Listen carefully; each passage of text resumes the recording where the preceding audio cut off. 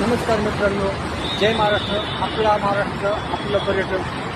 ते पर्यटनासाठी तुम्हाला जर जायचं असेल तर ऑक्टोबर ते मे या कालावधीमध्ये तुम्ही लोणावळा खंडाळा या हिल स्टेशनवर जाऊ शकता. अतिशय सुंदर वातावरण, खूप छान निसर्ग आणि अनेक ऐतिहासिक वास्तू येथे आढळतात. अनेक किल्ले पण येथे आढळतात. अनेक गुफा पण येथे दिसून येतात.